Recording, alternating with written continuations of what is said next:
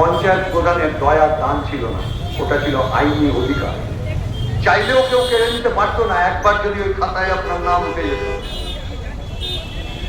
বেকার ভাতাও তাই ছিল, কোন নেতার দয়ার দান না, ওটা আপনার আইনি অধিকার। কিন্তু তাতে তো পরিবারটা ঘুরে দাঁড়াবে না।